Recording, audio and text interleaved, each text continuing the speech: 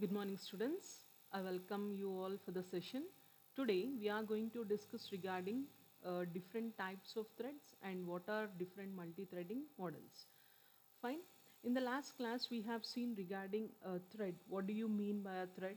And what are the advantages of thread over the process? And what are the difference between the threads and the process, right? As we have seen in the last class, like thread is nothing but a small program. Like why we are going for threads in the sense, like instead of making a large program into small program like subtasks, we are going for the threads to make it easier. So we have seen like single threaded and multi-threading. Single thread in the sense, like for each and every thread it is going to have its own registers, own program counter and own stack. They are not shareable. But when it comes to data section, file section and code section, these three can be shared. So this diagram shows the single threaded process, and here this diagram is going to show the multi-threaded process where we are going to have multiple threads over here, first thread, second thread and the third thread. So each thread is having its own register, having its own program counter, having its own stack. But in common, we'll be going to have the data section, code section and the files. So this is the multi-threaded. And what are the differences means, we have seen many differences like threads over the process. Like a thread we call it as a lightweight process, and process we call it as a heavyweight process. And if one thread is blocked and or waiting, the second is going to be doing the same task and run. But when it comes to the process, so the first has to be unblocked first. So like this we have seen many of the differences between the process and the threads. And what are the advantages of threads over the process also we have seen. Responsiveness is going to be more in thread. That means we will be going to get the quick result when we are going to deal with the threads. Why? Because it is a short program. So doing a 10 lines of code will give a quick response when we compared with doing 100 lines of code. So that is responsiveness. And faster context switching, switching between different threads is very much easy. Utilization of multiprocessor systems, resources are going to be shareable, and communication is also going to be done when it comes to the advantages of thread over the process. And today we'll be going to discuss regarding what are the different types of threads we are having and what do you mean by multi-threading models. These two are the two concepts today we are going to discuss about.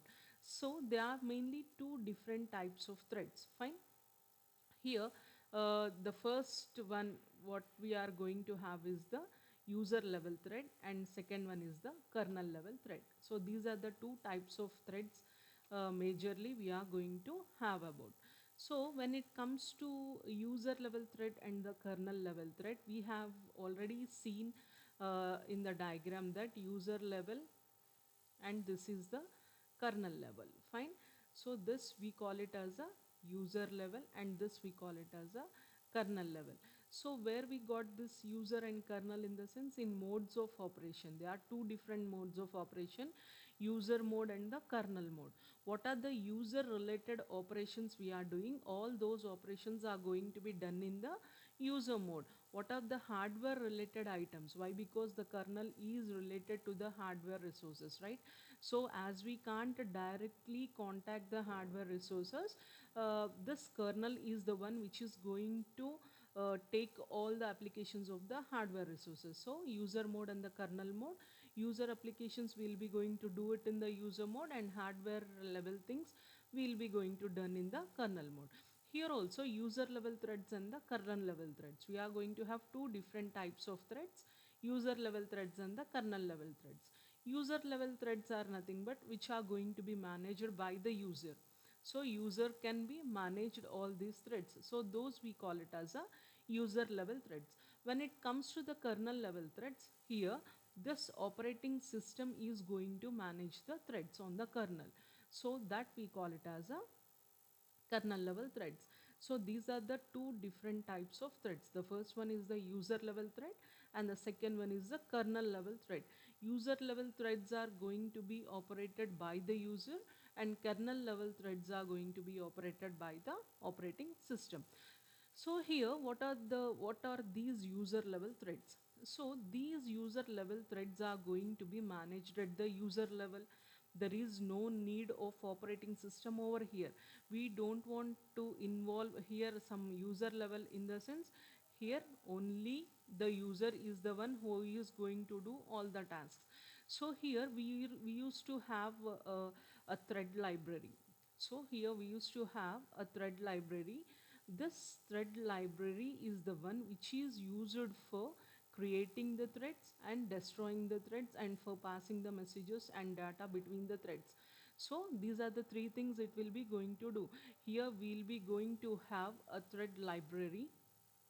So this thread library is going to have the creation of thread, and second one is deletion of threads, third one is message passing and transferring of data.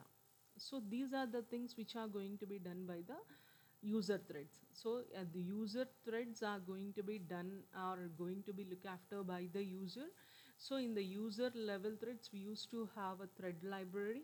That thread library is responsible for creating the threads, destroying the threads, or passing information from one thread to another thread, or sending the data. So these are the tasks that are going to be done by the thread library.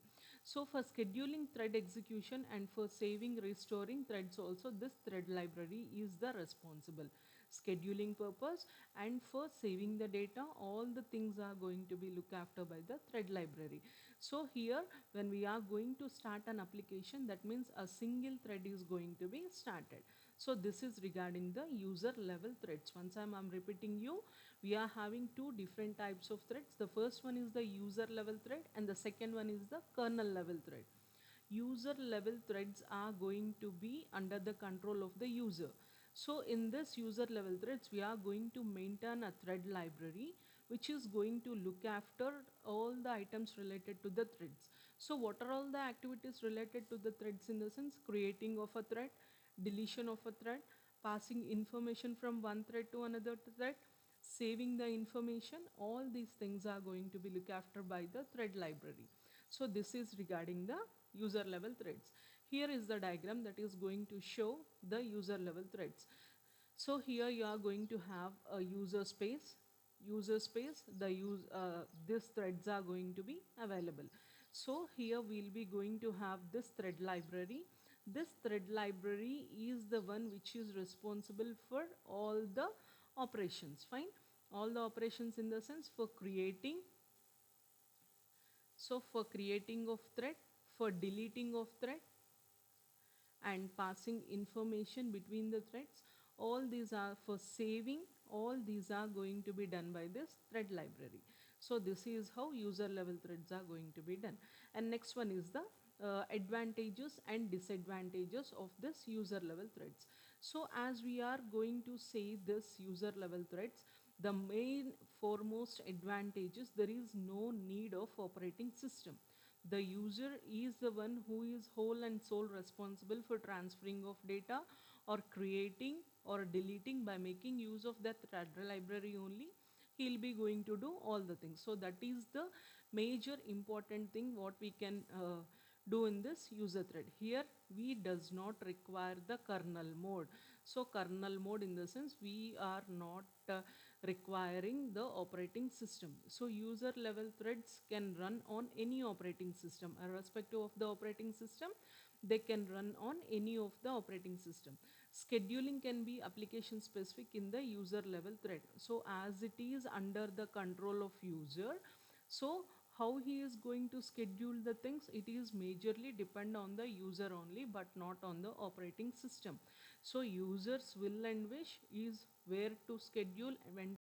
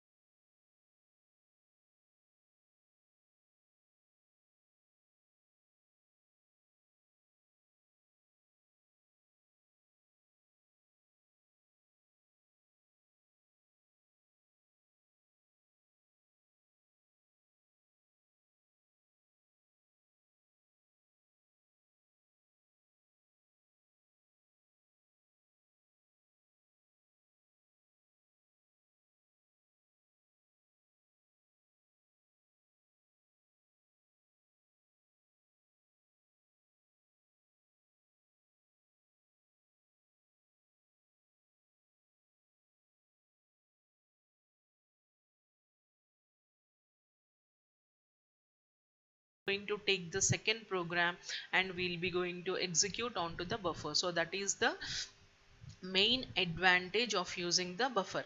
So and IO buffer in the sense input output buffer, input output operations, what are the inputs we are going to give and what are the output operations to be distributed to the CPU, all the things are going to be stored in the buffer. And next one is process management layer. So process management layer is mainly concerned with the processes. Suppose for example like you are going to have uh, different processes. So what are the different processes we are having?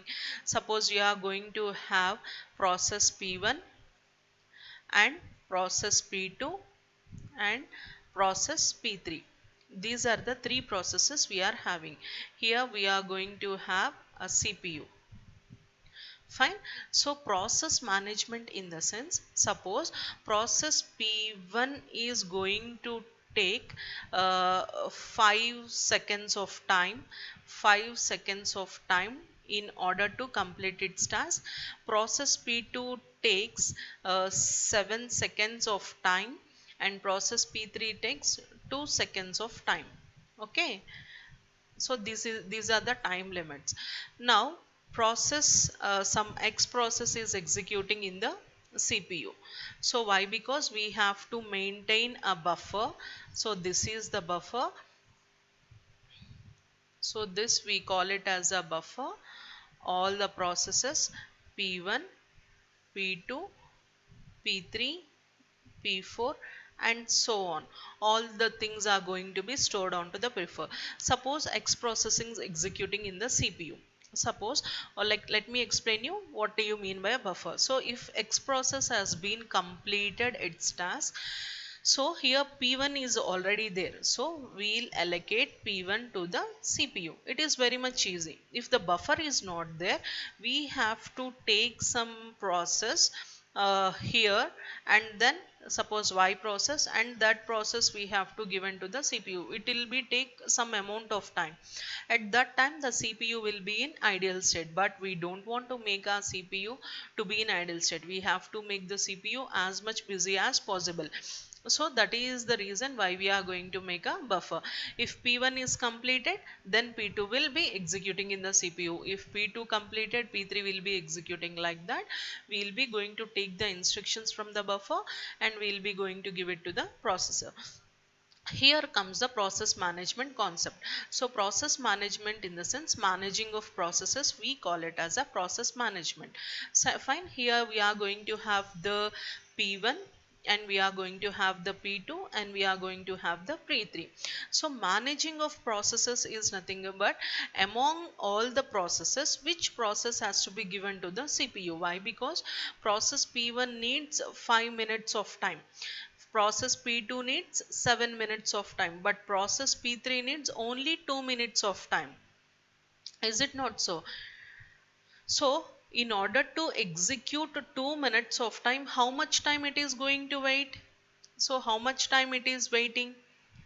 Here how much time it is waiting? 5 plus 7, which is going to be 12 minutes of time it is going to be waiting. Fine. So 12 minutes of time it is waiting.